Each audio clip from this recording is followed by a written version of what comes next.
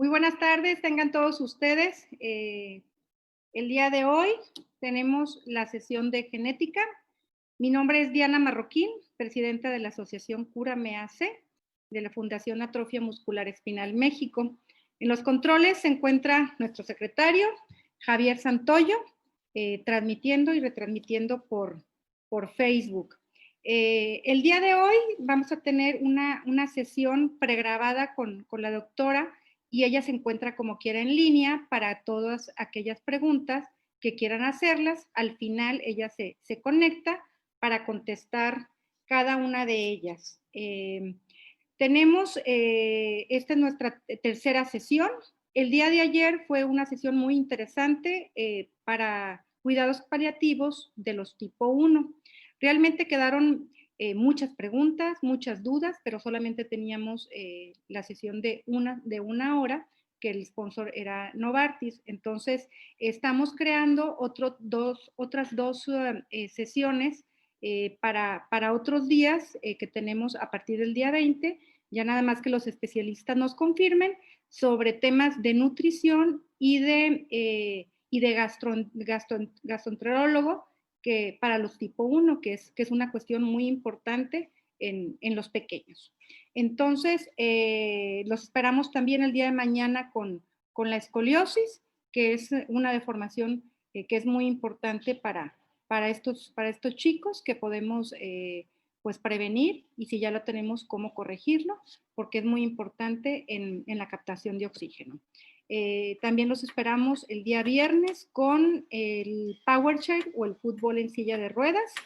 Y el sábado, dos sesiones más, una a las 5 de la tarde, con una participación muy importante de la doctora Juanita Navarrete y Jacqueline Rivera como moderadora, Jacqueline Tobar, perdón, como moderadora, y la doctora María Elena Mesa, que es la neuróloga que nos apoya, y su servidora. Entonces, después de ahí, a las 7 de la tarde, haremos, como les comenté anteriormente en el día de ayer, el encendido de velas, donde nos uniremos con otros países de Centroamérica, con esa luz de esperanza para seguir luchando y recordando a los pequeñitos que perdieron la vida en este año. Entonces, comenzamos, Javier, con la sesión. Por favor, no dejen de hacer sus preguntas sobre genética el día de hoy, cómo diagnosticar. Muchísimas gracias y nos vemos en un ratito. Buenas tardes, soy la doctora Hortensia Morales Ochoa, soy médico genetista. Actualmente me encuentro laborando en el Hospital 25 de IMSS y en el Centro Königsberg. El día de hoy pues estoy muy agradecida por la invitación que realizaron hacia mí de la Asociación de Atrofia Muscular Espinal para hablar un poquito sobre lo que son los aspectos genéticos de lo que sería la atrofia muscular espinal. Es una oportunidad muy bonita para poder tener este acercamiento con ustedes los papás y dar a conocer un poco más en profundidad lo que es este aspecto tan importante de esta condición médica. Hablemos acerca de los conceptos básicos de la genética, ya que pues sabemos que la atrofia muscular espinal es un problema genético, un problema que tiene que ver con herencia. Pero a veces nos preguntamos, bueno, ¿y por qué papá y mamá son sanos de un peque o de una personita que tiene atrofia muscular espinal? A ver qué está pasando si me dice que es genético. Primero que nada, me gustaría hablarles un poco acerca de qué son los genes y dónde están. Los genes son una secuencia, un pedacito, algo que se llama ADN, que se conoce como ácido desoxirribonucleico, que va a codificar, es decir, nos va a resultar en un producto. Esto del ADN tiene que ver con ciertas moléculas, ciertos componentes químicos que todos tenemos dentro de nuestras células. La célula es la unidad mínima funcional de la vida. Nosotros los seres humanos, los animales y las plantas estamos formados por células. Entonces, alguien le tiene que decir a la célula qué hacer, cómo trabajar y de qué manera hacerlo. Y ese es el código genético. De manera Este código genético está formado por estas moléculas que nosotros representamos con diferentes letras, como la A, la T, la C y la G, que son unas letras que están relacionadas con estas moléculas que se llaman adenina, timina, citosina y guanina. Entonces, dependiendo de qué orden estén teniendo estas 4 letras entre sí, nosotros vamos a tener una secuencia de letras que va a resultar en un gen. Nuestros genes se encuentran aquí, en el núcleo de las células, que es la parte central. Las células contienen varios organitos pequeñitos que nosotros no podemos ver a simple vista y que en un microscopio potente pudiéramos llegar a ver en ciertos microscopios especiales. Las células son muy pequeñas. La única que podemos ver un poquito más fácil es el óvulo porque es muy grandota, pero en realidad todas las demás células, pues bueno, tienden a ser pequeñitas.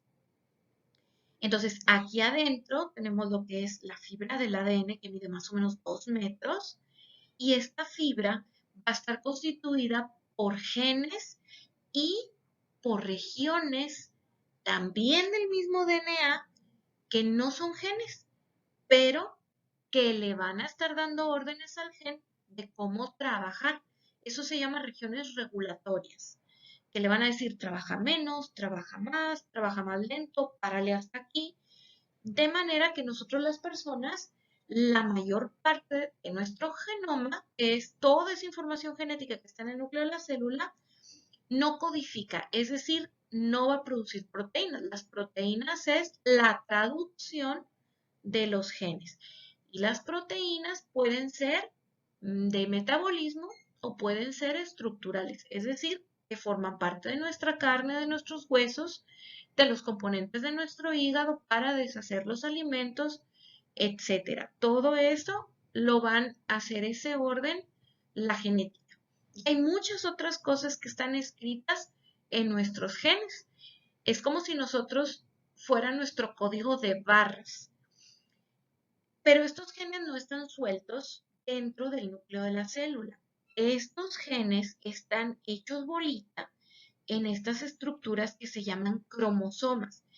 En realidad, los cromosomas solo los podemos ver su figura clásica cuando va la célula a entrar en periodo de división. Cuando la célula está produciendo proteínas y que no está en periodo de división, lo que va a suceder es que nosotros lo vemos así, como laxo, aguadito, estas fibras están trabajando. La única manera en la que nosotros vemos lo que sería totalmente apelotonado formando cromosomas al ADN es cuando nuestras células entran en división celular y no en todas las células.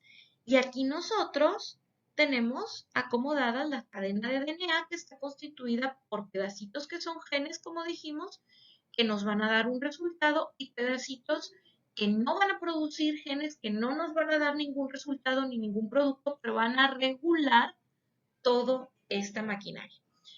De manera que los genes, como dijimos, pues son unidades básicas de información, son fragmentos de información que nos van a ayudar a formarnos. Todas nuestras células, todos nuestros tejidos tienen los mismos genes, pero no todas las células tienen prendidos o funcionando los mismos genes. Cuando nos estamos formando en el vientre de mamá, hay genes que están prendidos en ese momento y que cuando ya nacemos se tienen que apagar. Entonces, hay diferentes maneras de regular lo que es la función genética, pero todas nuestras células contienen los mismos genes. ¿Qué hace diferente el hueso de la sangre de la piel? Pues la manera en la que esos genes se expresan, por decir así, cuáles están prendidos y cuáles están apagados. Nuestro genoma, como dijimos, es la secuencia de DNA que está en 23 pares de cromosomas. Pensamos a la fecha que tenemos aproximadamente 23,000 genes. Cuando yo era residente y que estaba estudiando genética, nos hablaban que íbamos en 25,000 más o menos. Tiempo más atrás se habló de 55,000, cuando el proyecto Genoma Humano se hablaban de 100,000, pero actualmente sabemos que tenemos menos genes. ¿Por qué es esto? Porque la maravilla de que un gen puede trabajar haciendo varias cosas en diferentes tejidos. Entonces, proteínas que son discretamente diferentes y que se dan en diferentes partes del cuerpo. Por ejemplo, es el mismo gen que trabaja una cosa en la sangre, pero trabaja otra cosa distinta en el hueso. Entonces, esa es la maravilla de los genes y por eso tenemos tanta variabilidad. Entonces, tenemos 23 pares de cromosomas, 23 que me va a dar mamá y 23 que me va a dar papá. Y allí contenidos en esos cromosomas, adentro están los genes. Físicamente, nosotros podemos observar los cromosomas por medio de ciertas técnicas de laboratorio y obtener las pruebas de cariotipo. Y de esa manera nosotros podemos observar a ojo lo que son los cromosomas. Sin embargo, los genes, pues necesitamos otras pruebas especiales que abran los cromosomas y poderlo ver. Hablamos de que tenemos como 3.000 millones de pares de bases, que quiere decir 3.000 millones de letras del DNA, y hablamos de que están en pares porque lo que yo tengo del lado paterno se tiene que complementar con el lado materno, siempre. Muchas veces nosotros hablamos de el gen, pero en realidad el gen está constituido de dos partes, la parte que me da papá y la parte que me da mamá. De esa misma forma, nosotros también heredamos, siendo papá o siendo mamá, información hacia nuestros hijos. 23 pares de cromosomas, siempre damos la mitad. Si hay algún desbalance, damos de más o de menos, vienen condiciones genéticas. Cuando son cromosomas completitos, lo que nosotros heredamos vienen síndromes como el síndrome de Down. Si falta información de un cromosoma completo, viene el síndrome de Turner y un gran etcétera. No todas las cuestiones genéticas tienen como tal un nombre propio. Hay ciertas condiciones donde faltan o sobran cromosomas que no tienen como tal un nombre propio. No siempre tienes que buscar, es el síndrome de fulanito de tal, ¿ok? Entonces, en esta información adentro de lo que son los cromosomas, es como si nosotros dentro de la célula tuviéramos esta gran enciclopedia en el núcleo. El tomo de la enciclopedia corresponde al cromosoma, los capítulos de la enciclopedia corresponden a los genes, las palabras de lo que estamos nosotros leyendo corresponden a las letras del DNA y lo que serían las letritas corresponden a estas moléculas que ahorita les decía que representamos con las letras ACTG, que se conocen como los nucleótidos. Entonces, si nosotros tenemos también aquí una alteración en las letras del DNA, también vamos a tener problemas genéticos, porque no se está siguiendo de manera adecuada el orden de las oraciones que forman los nucleótidos en nuestra cadena genética. Y por lo tanto, al tenerlos cambiados, no vamos a seguir el orden correcto de la oración que se debe de llegar a realizar para que tengamos nuestra correcta producción de proteínas. A esto nosotros le llamamos codificación de proteínas. Entonces, si vienen estos problemas, nos van a alterar una estructura que puede ser para formar músculo, para formar nervios, para formar piel, hueso, o bien a nivel enzimático, es decir, en el aprovechamiento de nuestros alimentos y los procesos bioquímicos que mantienen nuestra temperatura, que mantienen nuestra homeostasis, que quiere decir nuestro equilibrio interno, nuestra acidez de nuestra sangre, nuestro bicarbonato, nuestra sal y un largo etcétera. Entonces, cuando esto falla, es porque puede haber un problema, ya sea en una estructura grande como el cromosoma o en una letra tan chiquitita que pareciera que no nos daría problema en lo que es la oración que forma la orden para formar nuestras proteínas. Entonces, habiendo entendido lo que es un poco estas bases de la herencia, podemos hablar ahora sí de la atrofia muscular espinal. Desde el punto de vista genético, en las personas absolutamente somos perfectos, no habemos personas perfectas en este mundo. Por lo tanto, nadie estamos alejados o exentos de tener un bebé con una enfermedad que nosotros les llamamos con herencias recesivas, aunque papá y mamá nos veamos bien. Hay varios tipos de herencia que hace muchos años describió Gregor Mendel que es el padre de la genética. Él hizo observaciones en plantas, en chícharos principalmente, y él intuyó las formas en las que se heredan ciertas condiciones genéticas. Existe lo que se llaman los autosomas, que son todos los genes y cromosomas que no están definiendo o en las partes que se define lo que sería el sexo de un individuo, que son el famoso X y el famoso Y.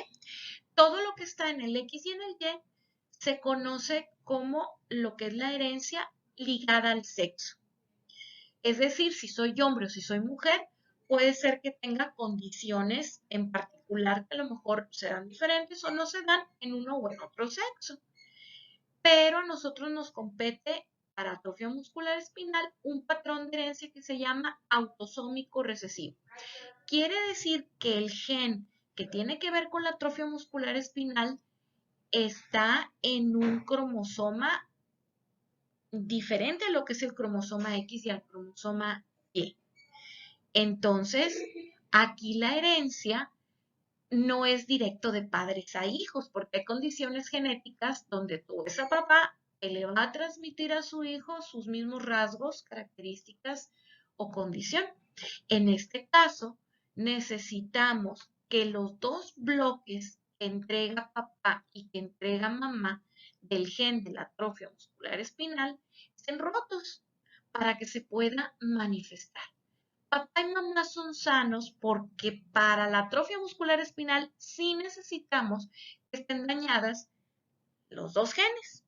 A estas partes les decimos nosotros alelos, el alelo paterno y el alelo materno. Necesitamos que ambos estén rotos para que te manifieste la atrofia muscular espinal. Si solamente uno está roto, solamente vamos a tener un estado de portador, es decir, una de mis dos partes le entra al quite y rescata mi función de mi gen. Entonces, sucede, como les comento, esta situación de que al tener nuestros dos alelos rotos nos va a venir una condición genética. Todos los seres humanos, todititos, tenemos un promedio de entre 5 y 7 genes, incluso hay quien dice que hasta 10, que están rotos. Esto de decir este gen está roto es una mutación para condiciones autosómicas recesivas. Es decir, no las vamos a heredar a menos que no nos emparentemos con alguien que comparta la misma condición de portador en el mismo gen. Las mutaciones no tienen que ser exactamente iguales, pueden ser diferentes. Y a eso nosotros le tenemos un nombre que es heterocigoto compuesto, que quiere decir la mutación de papá no es exactamente la misma de mamá, pero son mutaciones malas, son mutaciones que me van a resultar en un problema físico, en un problema de salud, en un problema médico. Lo que es el cromosoma que se ve involucrado en la atrofia muscular espinal es el cromosoma número 5. Ahí adentro está el gen de la atrofia muscular espinal que se llama SMN1. Muchos genes tienen estos nombres que son como de letras. Y existen muchas condiciones en el humano que tienen este patrón de herencia, este patrón hereditario autosómico recesivo. Son menos las que tienen el patrón de herencia autosómico dominante. Sin embargo, pues sí son suficientes como para revisarlas y también lo que son los patrones ligados al X. Sí son importantes, pero con mucho el ser humano lo que más tenemos es este patrón de herencia autosómico recesivo. Muchísimas, casi todas las enfermedades genéticas metabólicas tienen este patrón de herencia, como otras que a lo mejor ustedes han escuchado, la glucopolisacaridosis, la enfermedad de Fabry, la enfermedad de Gaucher y un largo etcétera. Tienen este mismo patrón de herencia que la atrofia muscular espinal. Por eso es que no nos damos cuenta a veces que tenemos algo, sino hasta que nos coincide el tener familia que tenga esta afectación. Actualmente sí existen pruebas genéticas para saber qué genes tengo roto a la hora de que yo quiero encargar un bebé. Son pruebas muy especiales, muchas de ellas, pues bueno, no se realizan aquí en México. Son pruebas genéticas para el estado de portador. Les llamamos pruebas preconcepcionales que se hacen en personas sanas, adultas, conscientes, responsables, que quieren tener un bebé y se pueden mandar a hacer lo que son este tipo de pruebas para saber qué genes tenemos rotos y que pudieran coincidir con los mismos de mi pareja. No son pruebas sencillas de realizar y pues, tienden a ser pruebas caras. No son pruebas que se hagan rutinariamente en un laboratorio. Entonces, ahí pudiéramos tener algo de información antes de tener bebés para poder hacer esta situación, el buscar. Entonces, hay ciertas características muy especiales de esta herencia que le llamamos autosómica recesiva, que es esto: el individuo afectado es homocigoto, es decir, tiene las dos partes afectadas, la de papá y la de mamá, los dos bloques, los alelos. Se pueden afectar igual hombres o mujeres, independientemente. De repente me ha tocado que hay papás que me dicen, es que es algo que nada más afecta a mujeres porque resulta que tuve 4 hijas y las 4 hijas están afectadas, pero no es así. Puede afectar tanto hombres como mujeres, pero sin embargo hay familias que, pues bueno, tuvieron puros hombres o tuvieron puras mujeres porque así tocó por coincidencia. En este caso, se pueden tanto afectar un sexo como el otro. Esta condición que se llama consanguinidad, que quiere decir que yo tuviera familia con un familiar cercano mío, se ha descrito dentro de lo que sería el riesgo para tener una enfermedad de tipo autosómica recesiva, porque pues, estoy compartiendo los genes de mi familia y es de mi familia cercana. En ocasiones me preguntan en parejas de primos hermanos qué riesgos tendrían para tener este tipo de condiciones. Cuando son parejas de primos hermanos que no han tenido relación previa, tanto una familia como la otra, pues el riesgo es bajo. Normalmente decimos que es como un 3%, 2 a 5%, alguna literatura nos menciona de riesgo general en la población normal, que no tuviéramos relación con nuestros familiares, relación de tipo carnal para tener bebés. Nuestro riesgo es este para tener condiciones de tipo recesivas. De repente coincide. Cuando se trata de familias entre primos hermanos, pues el riesgo puede subirse a un 7%, realmente no es tanto, siempre y cuando sean familias que no han tenido a lo largo de las generaciones relaciones entre primos en varias ocasiones, o sea que realmente si estés muy unido en sangre de una familia a la otra, porque pues estás compartiendo genes. Hablamos de esto que sería la situación de la endogamia, que es cuando tú vives en un pueblito y ese pueblito hay poca gente y entre toda esa gente se llevan a cabo lo que serían relaciones entre estas personas para tener bebés, que están emparentados de alguna u otra manera y a lo largo del tiempo, pues bueno, no tienes como que mm, un pool genético o un background genético nuevo que llegue. Es como si tuvieras a 10 personas viviendo en una isla pequeñita y no llega nadie más. Entre esas 10 personas, pues siempre se van a hacer los mismos cruces de las generaciones. Sería como un ejemplo. Entonces, pues vas a estar compartiendo lo mismo. Entonces, si nosotros venimos de una región endogámica, de un pueblo chiquito, donde pues no nos conocemos como familia directa, el papá del bebé y la mamá del bebé, pero sí pudiera haber alguna relación familiar, entonces ahí puede aumentar el riesgo. Entonces, este punto de consanguinidad sí hay que tomarlo un poquito con reserva porque sobre todo lo vemos en enfermedades recesivas muy, muy raras. La atrofia muscular espinal no es tan rara como, por ejemplo, otro tipo de enfermedades que tuvieran que ver, por ejemplo, la cialidosis o situaciones por ahí metabólicas que sí, sí son más raras, o algunas otras de tipo estructural.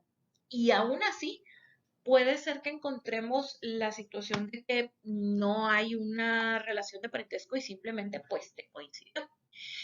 La descendencia afectada, el riesgo de recurrencia, es decir, ¿qué posibilidades tengo yo de tener un nene o nena afectado? Es de un 25%.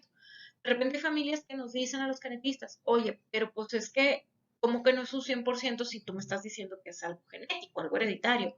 Allí va. Las personas, como ya dijimos, tenemos lo que serían dos mitades de nuestros genes, los alelos.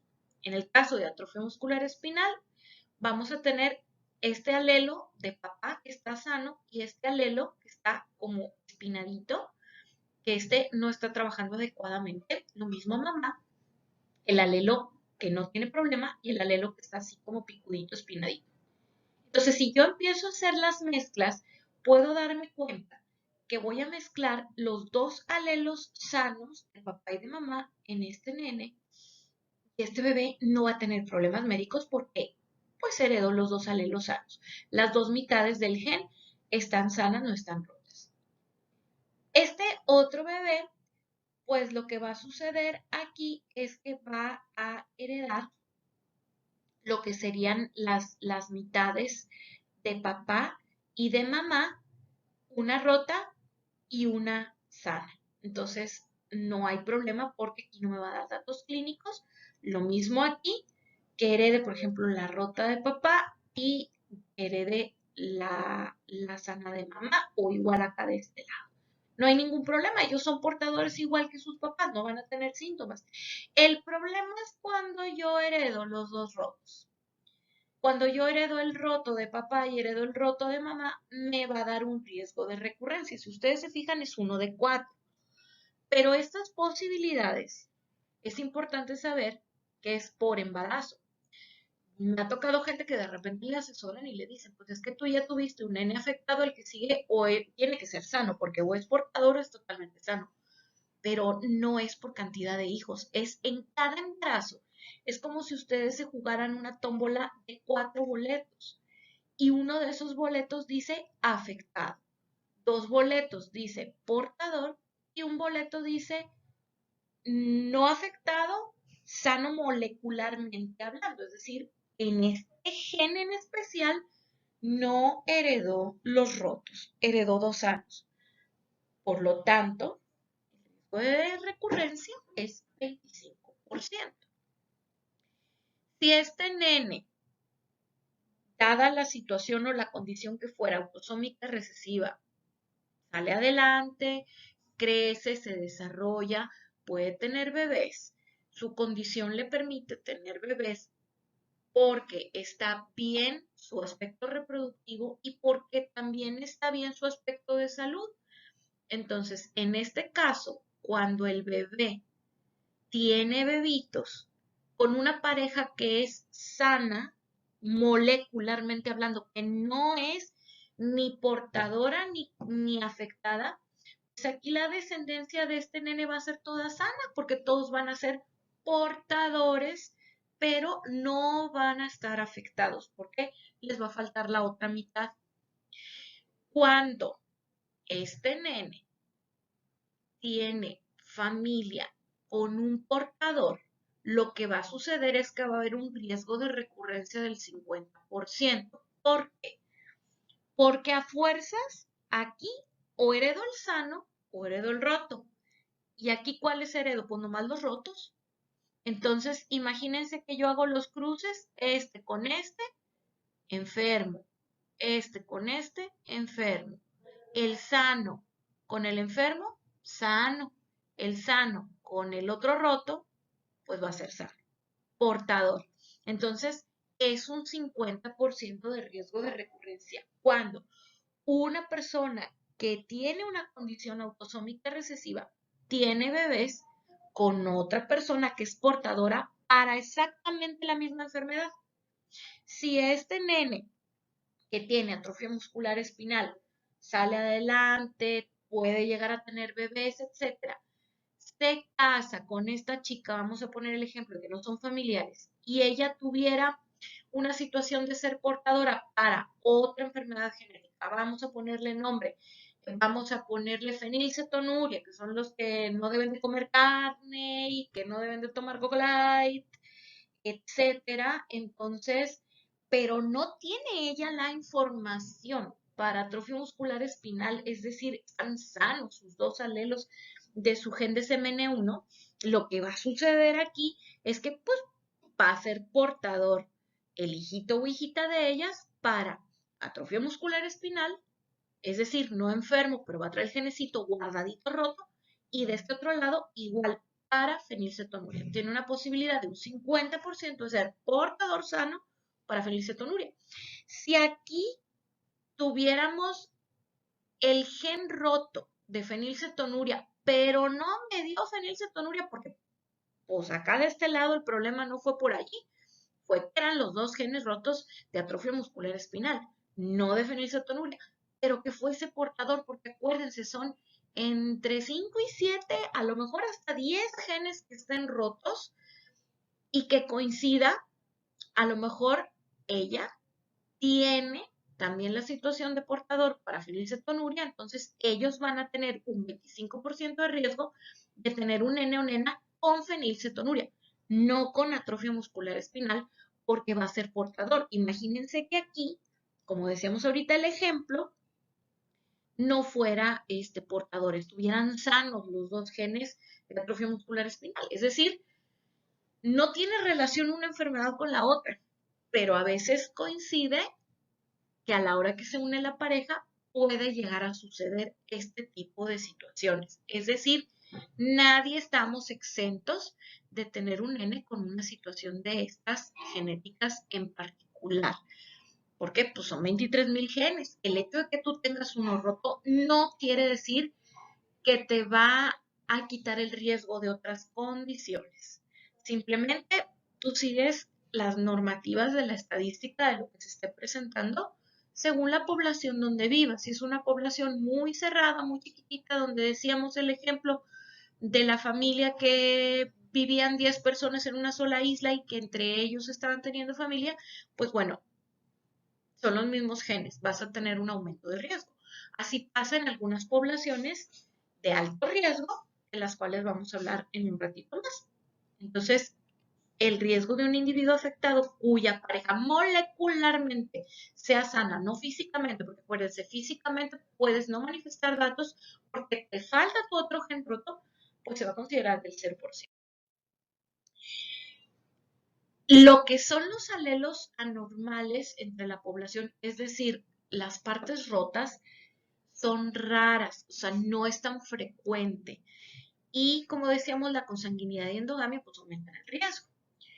El patrón de herencia es horizontal. ¿Qué quiere decir? O sea, que tú puedes ver que abuelos y nietos no van a tener a lo mejor alteraciones, pero son los hijos de los papás. El riesgo es entre hermanitos de tener el mismo problema. De repente me pasa que hay parejas que se les asesora porque tuvieron un bebé con una condición recesiva, de atrofia muscular espinal, y me le dicen a mamá o me le dicen a papá, no te puedes volver a embarazar porque vas a tener nuevamente la misma situación.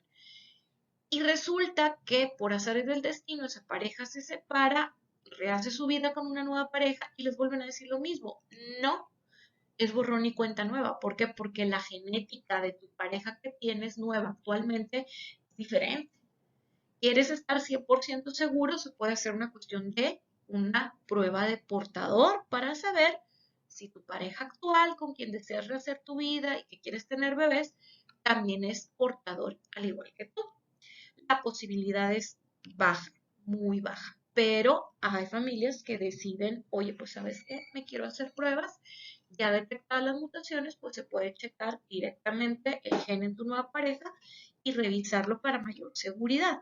Pero el riesgo es muy bajo, la posibilidad de que tengan bebés sanos es muy alta. Eh, Esto, como decíamos, afecta a hombres y mujeres y se transmite por hombres y mujeres. También me toca que de repente llega familia y te dicen, bueno, ¿quién es el culpable? Número uno, en estas situaciones no hay culpables. O sea, no conocemos nuestros genes. Nadie quisiéramos que nuestros hijos tuvieran una condición médica de ningún tipo. Quisiéramos que fueran sanos totalmente. Y además de eso, pues no tenemos forma de mandar sobre nuestra genética. Entonces, sí es muy importante que ustedes entiendan, no hay culpables, pero pues bueno, hay gente que no lo entiende adecuadamente y es importante fortalecer nuestra autoestima y saber dónde estamos plantados, quiénes somos y que estamos para nuestros chiquitines que tienen esta afectación. Entonces, tanto hombres como mujeres somos portadores, es decir, la parte femenina y la parte masculina traen rota la información. No es de que, es que es culpa de la mamá porque algo. No. Número uno, no es culpa. Número dos, los dos son portadores. ¿Entendido?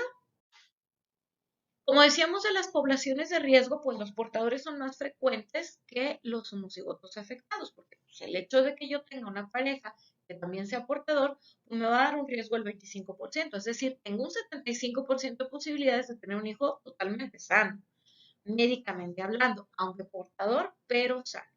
Y hay poblaciones que tienden a tener este índice alto de enfermedades recesivas, que pues son familias de personas que tienden a reproducirse entre muy cercanos, como los judíos askenazí, la gente de Medio Oriente, India, por ejemplo, también, por cuestiones de creencias religiosas, el antiguo sistema de castas.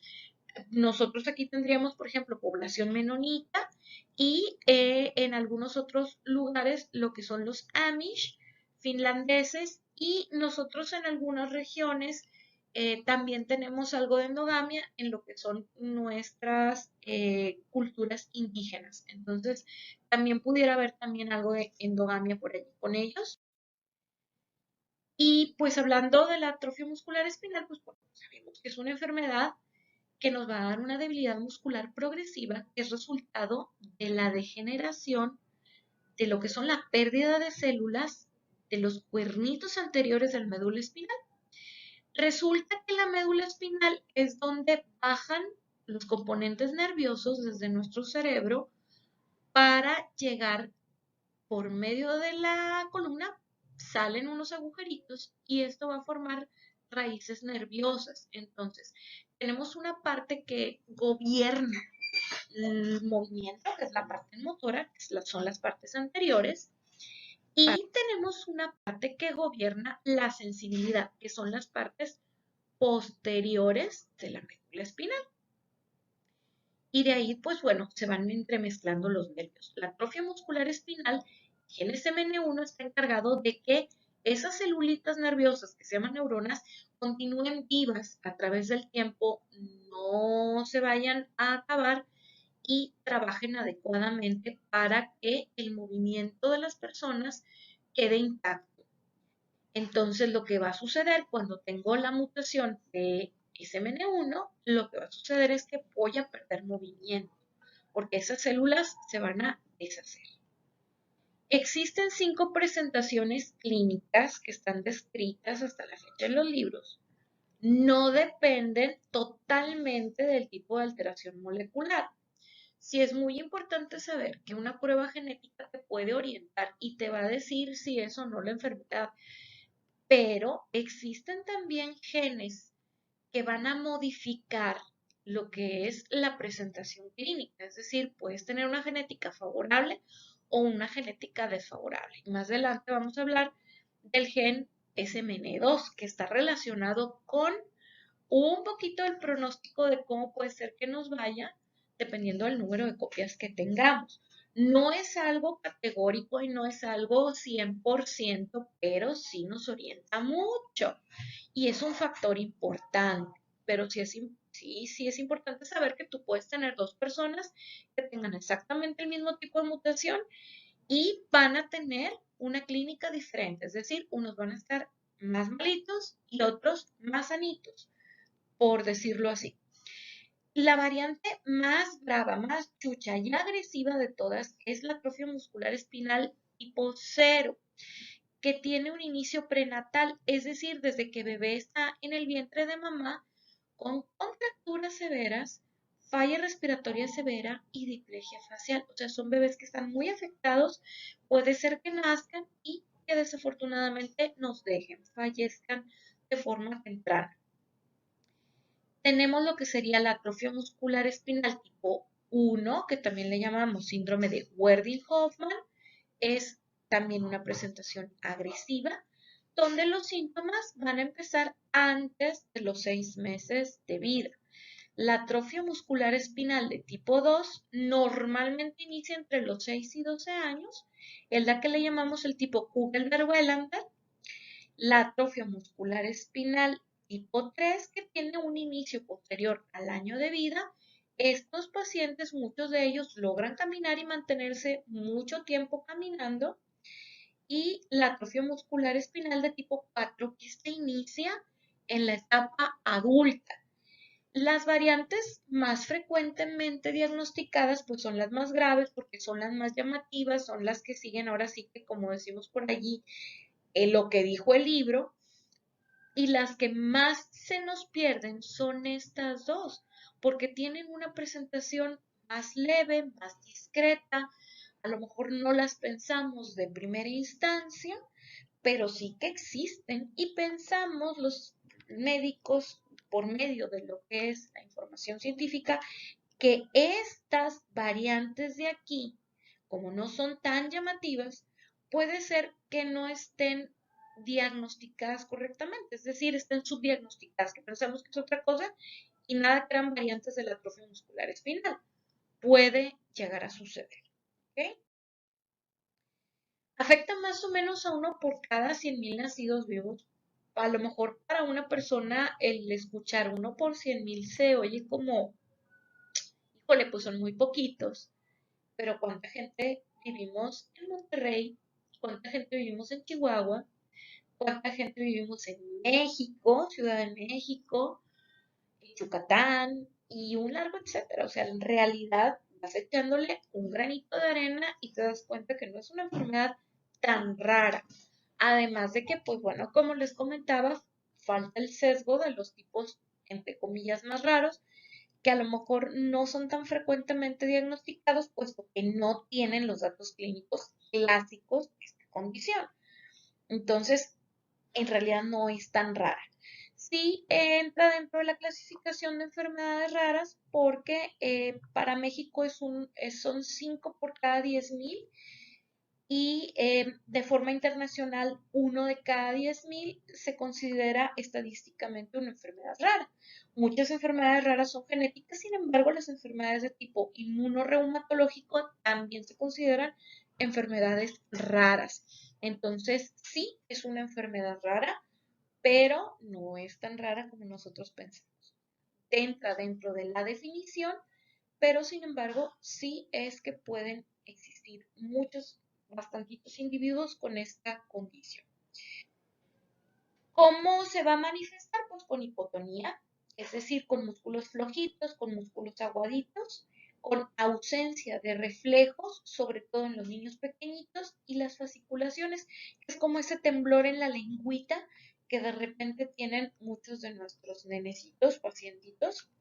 La debilidad de la carita, la debilidad facial es mínima o ausente, o sea, del cuellito para arriba están bastante bien. Pueden haber contracturas porque al no tener movimiento y al no estimular lo que sería el movimiento de forma pasiva, pueden ocurrir las contracturas. Entonces, a veces estos peques pasan por lo que sería un diagnóstico de parálisis cerebral infantil y en realidad no lo son. Entonces, sí es muy importante la sospecha. No existe pérdida sensorial, es decir, ellos están conscientes de todo aunque pareciera que no. Ellos sienten y su coeficiente intelectual, es decir, su medida de inteligencia, es la normal, es la que les toca por herencia familiar y por desarrollo de sus habilidades. El problema que tenemos es a nivel motor. También pudiéramos llegar a tener escoliosis, es decir, la columnita se enchueca de forma secundaria ¿a qué? A la debilidad muscular que tienen nuestros pacientes. En cuanto a lo que son los estudios y las pruebas a realizarse, pues bueno, hay muchos. Empieza lo que es un abordaje para ver primero si es un problema de nervios o es un problema de músculos, si es un problema periférico o es un problema central. Y de aquí viene todo el discernimiento. Nuestra mejor herramienta como médicos es la historia clínica y la exploración física. Los estudios nos van a venir a ayudar a reforzar esto. Como dijimos, son nenes o personas adultas que están aguaditos sus músculos, están flojitos, no tienen una fuerza adecuada, se cansan fácilmente, pero vamos a ver que no hay daño en el músculo. Nosotros tomamos unas pruebas que son como la CPK, que si está muy elevado en sangre, pues ahí estamos hablando de una distrofia muscular, no tanto de una atrofia muscular espinal. Se pueden hacer estudios como la electromiografía, que es un estudio que le decimos electrofisiológico. Vamos a ver cómo responde el músculo y el nervio a lo que son ciertos estímulos eléctricos. Normalmente nuestro cuerpo responde a lo que son estímulos eléctricos y aquí se van a revelar datos de denervación. Es como si los nerviecitos no estuvieran funcionando adecuadamente, como si no estuvieran físicamente, como si hubieran sufrido y sin embargo ahí están. Puede haber esto que se llama fibrilación, disminución de la amplitud del potencial de acción motora. Estos son resultados que vemos, es como hacerle un electroencefalograma al músculo. La velocidad de conducción nerviosa es normal, o sea, sí hay una buena conducción, pero a la hora de que el músculo tiene que estimularse por la acción eléctrica del nervio, el nervio no lo va a poder estimular. Por lo tanto, cuando te vas a poder mover adecuadamente. Cuando me les hacen una biopsia para ver qué es lo que está sucediendo en el músculo, lo que vamos a encontrar es atrofia de fibras musculares, tanto de tipo 1 como de tipo 2, que son las que nos dan velocidad y nos dan energía. ¿Por qué? Porque no tenemos un nervio que esté funcionando adecuadamente, que esté estimulando a las fibras del músculo. La histología, es decir, los estudios del nervio, van a mostrar que hay poca mielina. La mielina es el recubrimiento como un aislante de los nerviecitos, pero solo en la forma prenatal. Solo en ellos podemos ver estos datos. En los niños ya grandes, incluso en los de tipo 1, puede ser que esto se nos pase totalmente desapercibido. Entonces, existen pruebas genéticas, pruebas moleculares que van a realizar la detección de la deleción del exón 7. ¿Qué es esto de los exones?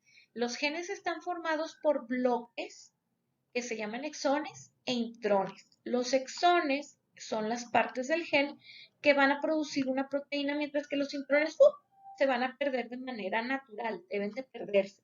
Si no se pierden, esto constituye una mutación. Entonces, le gusta mucho al gen de la atrofia muscular espinal, a SMN1, romperse en el exón 7. En todo este bloque le encanta estarse rompiendo. Y esto es de forma encontrada de manera homocigota, es decir, en el gen de mamá y en el gen de papá. Y esto se va a encontrar en el 95 al 98% de los casos de las personas que tienen atrofia muscular espinal. Entonces, ¿qué pasa con el otro 5%, con el otro 2%? Que pueden tener mutaciones que les decimos puntuales. ¿Qué es esto? Que tú vas a tener en tu oración de tu ADN un cambio genético en una letra. No se va a romper el bloque 7 ni el bloque 8, pero lo que va a suceder es que vas a tener un cambio de letra. Es raro, pero sí puede llegar a suceder. Hay personas que pueden tener su mutación con la ruptura del exón número 7 y que aparte tengan una mutación de una sola letra, es decir, una mutación puntual del otro lado. Sí puede llegar a suceder. No es tan frecuente. Le gusta mucho este gen romperse aquí, le encanta en el exón número 7, en el bloque número 7. Allí les gusta hacer su desbarajuste. Existen otras mutaciones en lo que es el gen SMD2, que ya les había comentado, y otras variantes moleculares que son más raras, como lo que decíamos de los cambios de letra, las deleciones, duplicaciones, otras variantes en lo que serían el orden de las letras del gen SMN1, el gen de la atrofia muscular espinal, y nosotros vamos a ver que estos chiquitos, pues por la afectación médica que tienen, de que sus músculos se mueven poco y están débiles o flojitos, pueden cursar con complicaciones respiratorias y neumonías, además de las contracturas. Es importante tener una buena higiene respiratoria para cuidar ese aspecto de nuestros peques. Este gen SMN2 es muy parecido a SMN1 y ambos genes van a trabajar en conjunto para mantener vivas e íntegras las neuronas motoras del asta anterior.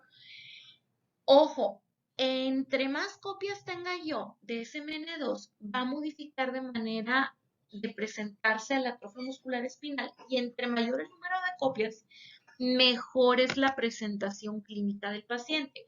Se menciona que de 2 copias en delante, si tengo 4, mi evolución tiende a ser mejor. Si no tengo ni siquiera copias, la evolución tiende a ser más agresiva.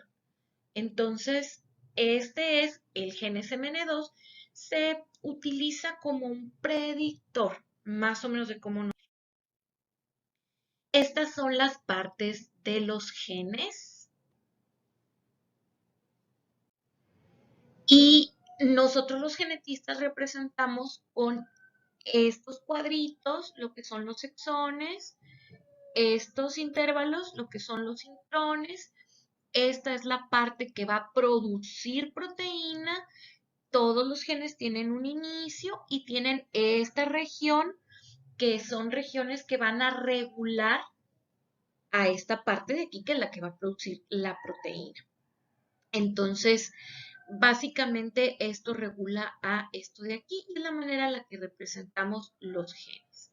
Entonces, lo que buscamos en la atrofia muscular espinal es la pérdida de estos bloques, exón 7 y exón 8 principalmente, pero también se puede, como les decía, llegar a buscar las letras que cambian el sentido de la... Espero que les haya sido de utilidad. Si tienen alguna duda, con mucho gusto la estaré respondiendo. Nuevamente, pues yo soy la doctora Hortensia Morales Ochoa, genetista médico, aquí en el Hospital IMSS y también en el Centro Königsberg. Me dio mucho gusto que me hubieran invitado, como les comentaba, a esta charla acerca de una visión general de lo que serían los factores genéticos relacionados con esta circunstancia de la atrofia muscular espinal. Estoy para servirles y a continuación veremos si es que tienen alguna pregunta o algún comentario. Buenas tardes, soy la doctora Hortensia Morales Ochoa, soy médico genético.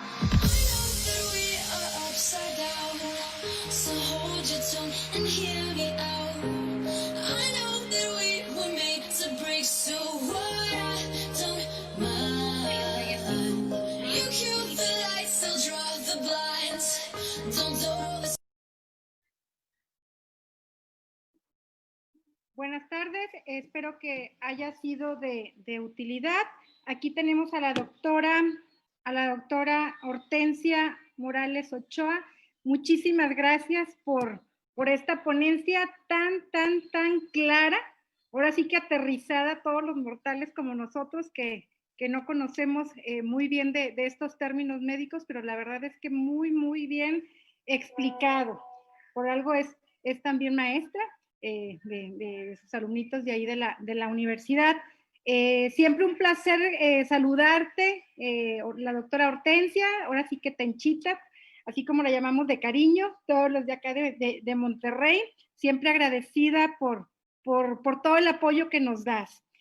Bueno, pues tuvieron aquí, bueno, primero quería presentarle, la doctora en el 2013 graduó de licenciada de médico cirujano partero, el 2006 en la especialidad en pediatría y en el 2009 en la especialidad de genética médica. Actualmente tiene su consultorio en Königsberg, ¿verdad? Me estaba comentando. Excelente. Muy bien. Bueno, tuvieron algunas preguntas. Por aquí, la señora Marta Flores Martínez dice, entonces, no todos nuestros hijos pueden tener esta afección, pero sí podrían ser portadores, 100% seguro. Antes que nada, Dianis, muchísimas gracias por la invitación. Javi aquí con el apoyo técnico. Espero que les haya gustado y les haya servido la plática. Excelente. Y yo encantada de resolver algunas preguntas. Efectivamente, mira, cuando una persona tiene lo que sería la cuestión de los papás, como vimos en las diapositivas, por lo regular pues hablamos de portadores. Nuestro patrón de herencia, lo que describió Mendel hace ya muchísimos años, es que nuestros genes trabajan por pares. Como dijimos ahorita, cada par de los genes se conoce como alelo, el alelo materno y el alelo paterno. Entonces, esas dos mitades forman un solo gen. Entonces, necesitaríamos tener las dos rotas para manifestar la condición genética, en este caso atrofia muscular espinal, así como todas las autosómicas recesivas. Cuando nosotros tenemos una persona que es portadora de atrofia muscular espinal y tiene bebés con otra persona que es portadora de atrofia muscular espinal, tenemos una posibilidad del 75% de que esos niños sean sanos, contra un 25% afectados. El afectado va a tener los dos genecitos rotos. Aquí la pregunta es, ¿el 100% de los hijos van a ser portadores? No, 100%. Con el sano de mamá. Tú heredas el sano de papá con el roto de mamá.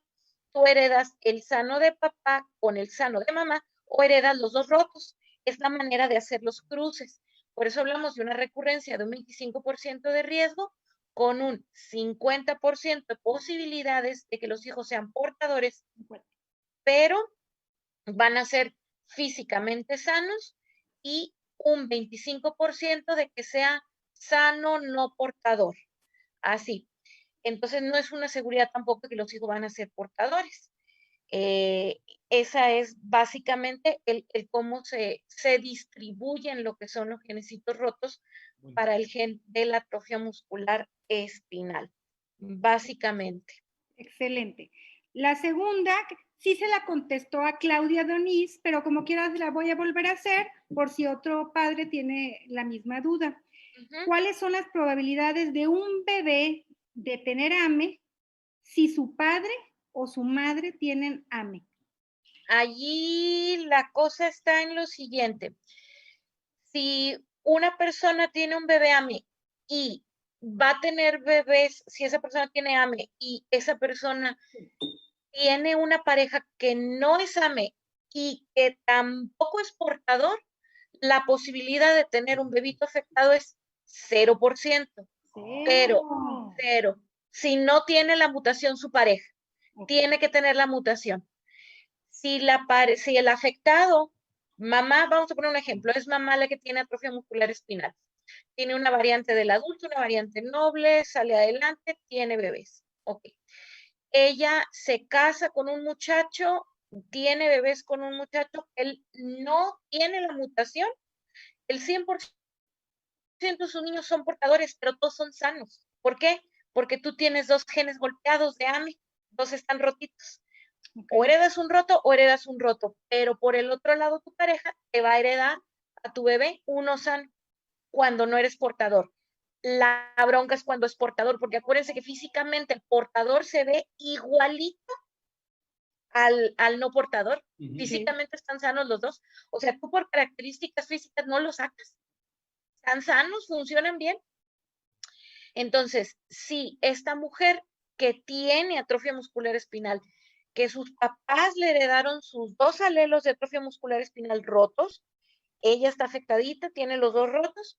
Si ella se emparenta, tiene un bebé con un muchacho que es portador para atrofia muscular espinal, físicamente está sano porque los portadores son sanos, ¿qué va a suceder? El riesgo de recurrencia es 50% para que sus hijos sean con atrofia muscular espinal, porque acuérdense que ella va a heredar, cualquiera de los dos están rotos. Entonces, papá tiene uno roto y uno bueno.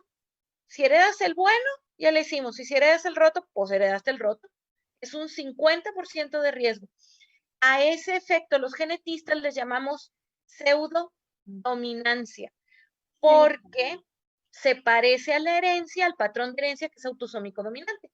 Ahí sí, que es como decimos, yo papá lo traigo, yo se lo heredo a mis hijos. AME no es así, AME es autosómico recesivo, pero pudiera darte la falsa impresión por árbol genealógico, por historia clínica, que se está heredando de un afectado hacia el siguiente afectado, como si fuera de padres a hijos herencia directa. Aquí no. Lo que pasa es que puede suceder que tienes un portador y no te diste cuenta porque físicamente No tiene nada. no se te nota.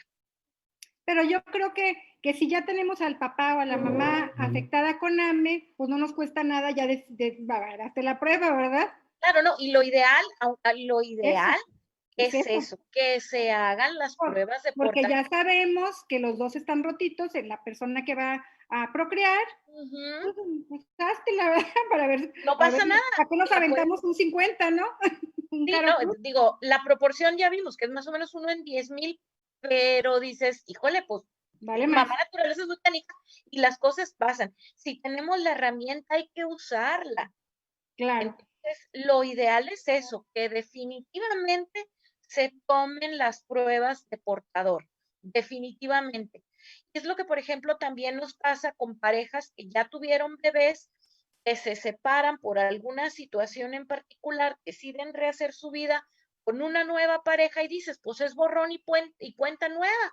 Y sí, si no tuviéramos el recurso, pues estamos ahora sí como que eh, apostándole a la estadística, que tu posibilidad es bajísima de que vuelvas a tener otro bebé si ya cambiaste de pareja por alguna u otra circunstancia. Sin embargo, si tú tienes el recurso, hazlo, no confiarse. claro, Es muy importante hacerlo, porque, claro. vamos, es cocha pacha. Sí, sí, Sí, han habido casos. es Claro que sí los hay. correcto. Y no solamente para atrofia muscular espinal, para un buen de condiciones genéticas, y es eso, siempre que tengamos el recurso es, ¿sabes qué? Usarlo. Sí, yo te preguntaba al inicio, antes de iniciar, te preguntaba, ¿cuántas síndromes, cuántas cosas encuentras tú en clínica? La verdad es que los papás cuando nos casamos todo es color de rosa, todo es color de rosa y no sabemos lo que hay allá afuera y no se ven, pero hay muchas cosas. Así es cuando llegamos al punto donde lo raro no es tan raro. Lo raro no es tan Lo raro. raro no es tan raro. Toda Es la vida nos correcto. venden que esto es rarísimo y tú dices, no es posible que esto sea Que tan raro si hay un chorro. me tocó y me tocó.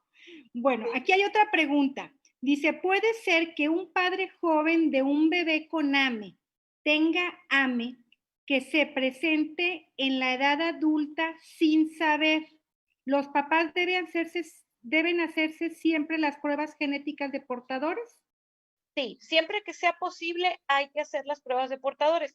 Yo estoy consciente que en algunas ocasiones hay problemas con las cuestiones económicas, pues para poder hacer las pruebas, pero en la medida de lo posible es tratar de hacerlo. Sí sería algo complicado, sí sería algo difícil, porque para cuando ya estás adulto, que vas a tener bebés, muchas veces ya tienes síntomas. Son muy leves a lo mejor, la debilidad es muy discreta quizás en lo que son las presentaciones de adulto, pero tú te das cuenta, dices, mi fuerza no es la misma, algo me está pasando ya como adulto. Que es Sí, lo que también nos pasa, por ejemplo, con los tipos de distrofia muscular de Duchenne, que toda la vida te dicen que empiezan súper chiquitos, no es cierto. Yo tengo uno de 18 que empezó a los 18, acaba de empezar el pacientito. como dato, fíjate que ahora que fuimos a la Ciudad de México, Rosy Chapa hizo una muy buena alianza y empezamos antes de que nos llegara esto del COVID con el INMEGEN.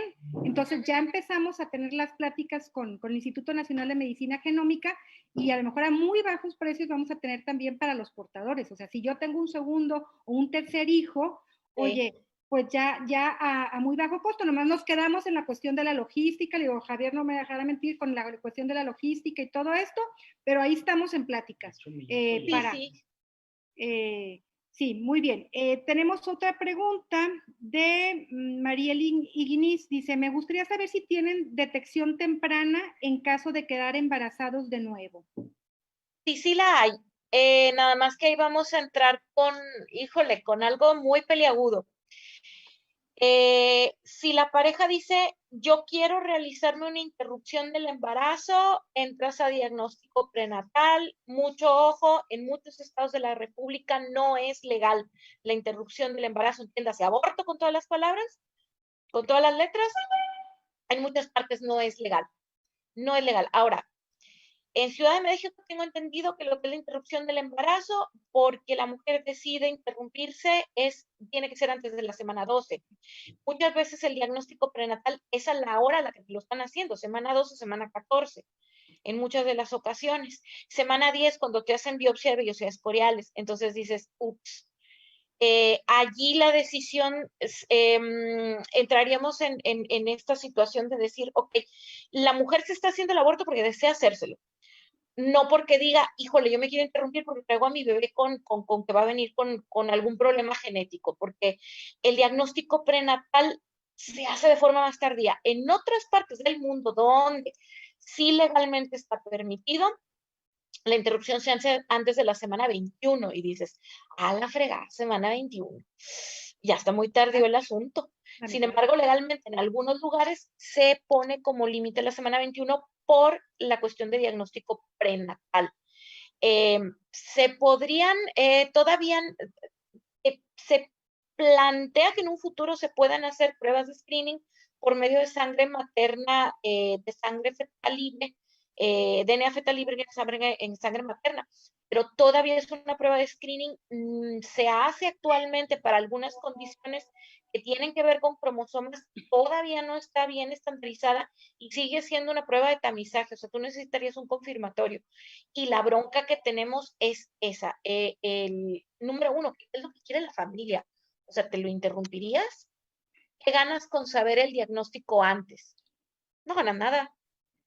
O sea, En tú Estados sabes. Unidos ya están haciendo con los hermanitos que tienen, ya están haciendo en algunos estados de Estados Unidos, no están en todos, ya están haciendo el screening para hacer el abordaje terapéutico. Y Terapéutico. ya con muy buenos resultados. Eso El lo puedes hacer preguntado luego, sí. luego naciendo. Lo Sí, puedes hacer luego, luego naciendo para no meter lo que sería un riesgo aumentado de pérdida gestacional, que también es relativo. Si tú tienes 35 años, equiparas el riesgo de pérdida por tu edad al riesgo de pérdida por el procedimiento. Entonces dices, 35, atrofia muscular espinal, ahí básicamente es lo que la familia desea. Si tú haces el screening prenatal, tienes para hacerlo, tienes 35 años, no te aumenta el riesgo, o estás más joven y dices, bueno, ok, como quiera el riesgo es de 1 al 2% en los mejores centros, no es tan alto. Si la pareja dice, bueno, juega, me lo hago prenatal, pues adelante, vamos a estar bien conscientes que tú no vas a poder hacer nada hasta que el bebé nazca. ok, No puedes hacer más que interrupción del embarazo y como te digo, allí, bueno, es que quiere la familia, porque ya eso es algo muy delicado. claro, ¿Te, claro. inter ¿Te interrumpes o no te interrumpes? Y si es para iniciar lo que es el tratamiento de forma temprana, pues puedes esperar a que nazca y luego, luego tomarla porque te queda muy poco tiempo. Y lo que yo comento también es, ya sabes que somos portadores los dos y que tenemos toda ese porcentaje. Claro. In vitro, ¿cuántos me sacan los embriones? Ves los embriones, ahí puedes determinar cuál tiene AME de esos embriones que están y ya Sí. escojo yo, pero ahorita también queda el dilema, digo, El dilema ético, ético. sí. ¿Qué voy a hacer con aquellos? ¿Los voy a tirar a la basura? Que dices, híjole, pues ¿qué le voy a hacer a esos embriones? Dices, ok, me voy a un diagnóstico prenatal, a un diagnóstico preimplantación. El problema de esa pareja no es fertilidad, o sea, van a pegar varios. Imagínate que peguen 10, en el peor de los casos, y de esos 10, pues a lo mejor 3 no se lograron, los otros 7 sí, y que te vayan saliendo los 7 con atrofia muscular espinal. Y pasa, Y y pasa. pasa. O te pueden salir los 7 sin atrofia muscular espinal. ¿Y qué vas a hacer con 7 embriones sanos? Porque los nuevos lineamientos te dicen, lo ideal es que implantes de 1 por 1. Lo ideal es que sea de 1 por 1. Todavía aquí en México somos un poquito flexibles y decimos, bueno, juega gemelos, ok, doble. Y la lana te va a alcanzar para mantener esos 2 chamacos. Y los otros embriones, ¿qué vas a hacer con ellos? Sí, sí, sí, Si lo no que yo están te decía. afectados, ¿los vas a donar? Sí, sí, sí. Híjole, Sí, ya es un son dilema bastante decisiones, fuerte. ay, mamacita, muy, muy, de muchas situaciones, como te digo, los dilemas éticos, morales, religiosos, ahí hay que ver, bueno, ¿qué es lo que quiere la pareja? Que tú le hables sinceramente y le digas, puede pasar escenario A, escenario B, escenario C, así de fácil. Todos estos escenarios pueden suceder siendo bien sinceros con la pareja y que la pareja finalmente decida. ¿Por qué? Porque aunque legalmente no esté aquí en Nuevo León o en algunos estados de la República eh, aceptado lo que es la interrupción del embarazo, hay familias que lo van a buscar. ¿Y tú quién eres para juzgar? Nadie son, no, pues no, o sea, Claro. cada quien, cada cabeza, cada familia es un mundo, no podemos juzgarlos ante lo que es la situación que están viviendo, porque imagínate que ya lo vivieron como muchos de ustedes y que digan, Chihuahua, y me viene otra vez, y es que las familias muchas veces no piensan nomás en tú, en uno mismo, sino piensas en tu bebé, piensas en tu criaturita, en que dices, ¿cómo lo voy a sacar adelante con esta cosa?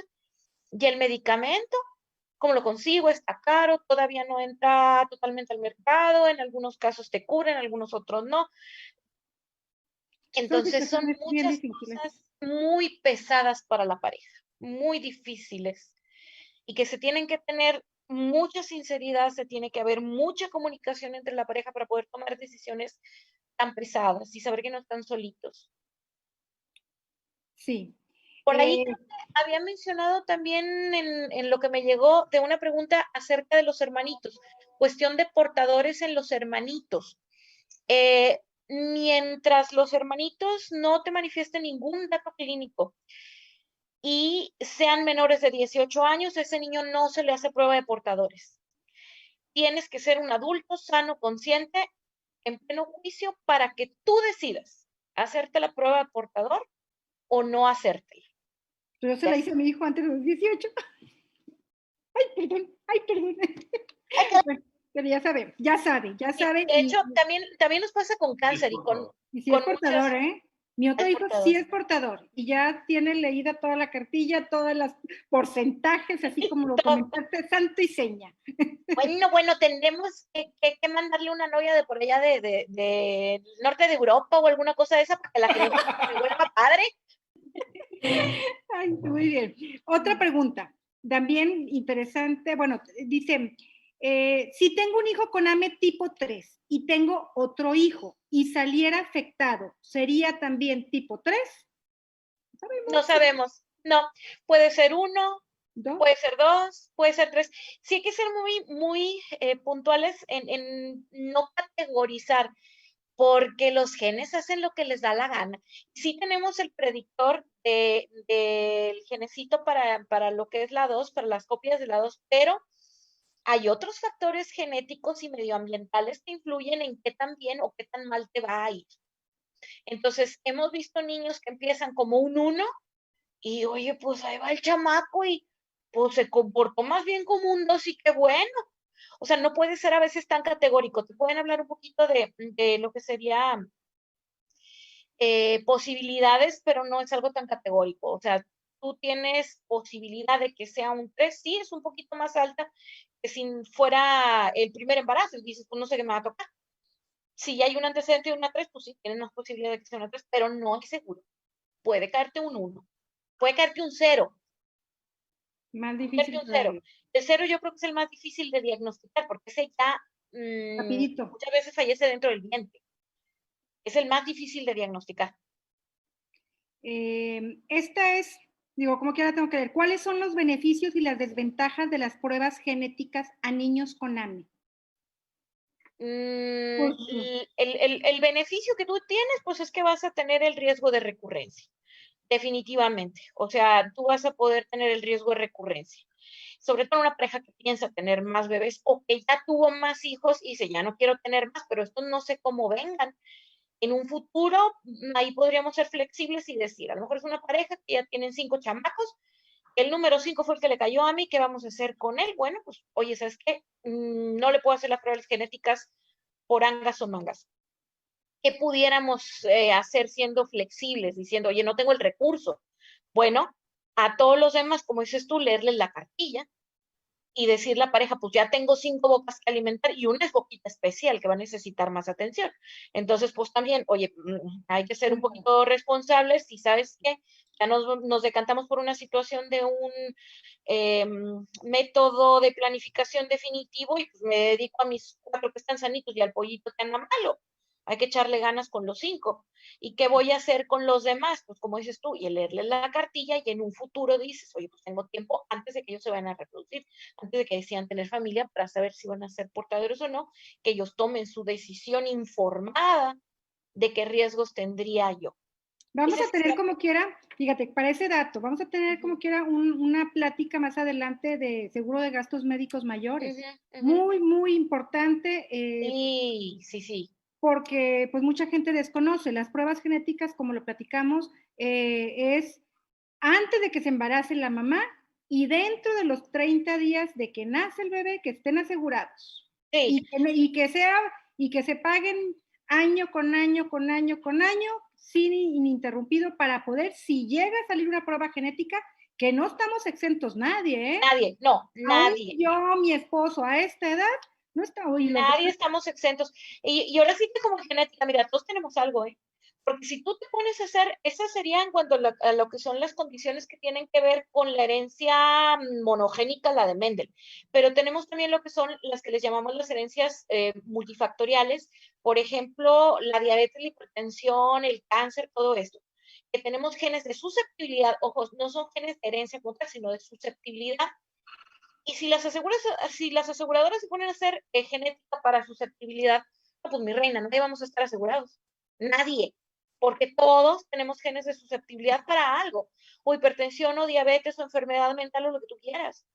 Lo mismo lo que son las condiciones de tipo monogénicas. O sea, todos en nuestro genoma tenemos un promedio de entre 5 y 7 genes, 10 incluso se menciona, que pueden estar rotos para condiciones de tipo recesivas. Nadie en este mundo, absolutamente nadie somos perfectos.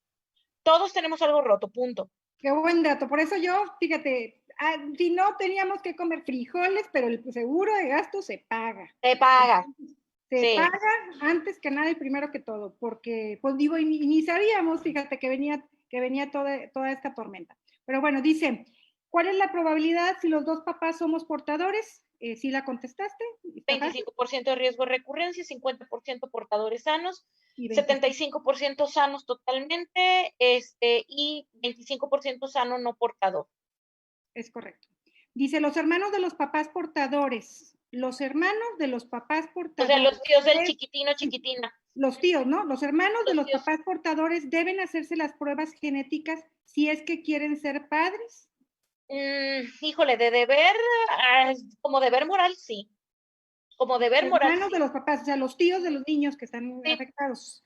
Lo Pues sí, ideal es que porque, se los hagan, pero tampoco los puedes obligar.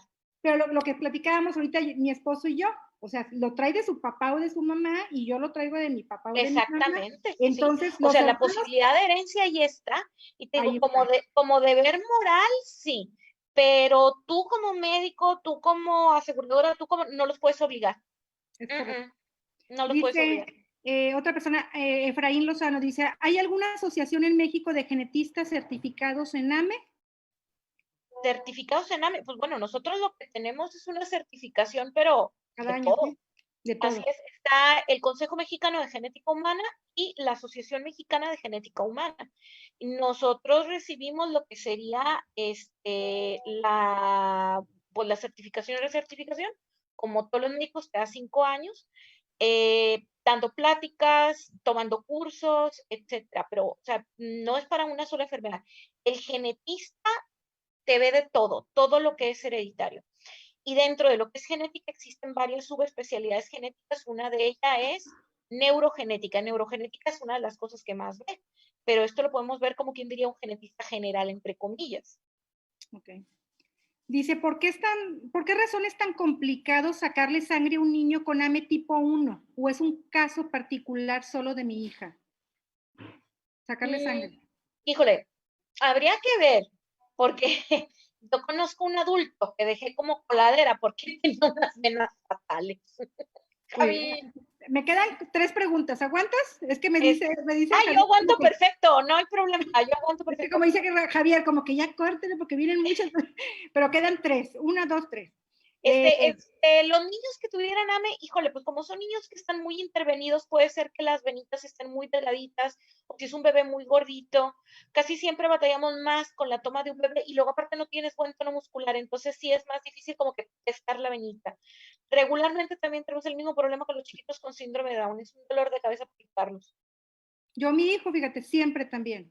Siempre es un dolor de cabeza que le saquen todo picoteado, pero ya últimamente ya le encontré un lugar donde exacto le da. Muy Sí, bien. sí, sí. Nos pregunta Priscila Valeria de López, ¿en qué prueba genética sale AME? Saludos, doctora Morales, mi hija es Valeria Elizabeth. Valeria, me suena. Valeria Suena, me Elizabeth, suena. Priscila Valeria de López, ¿en qué prueba genética sale AME? El 5Q, ¿no? No, ese sería lo que es la Ah, toma de la lesión. O sea, es la prueba ML, molecular. Sí, porque en cariotipo no sale, ¿no lo ves? Necesitan más resolución.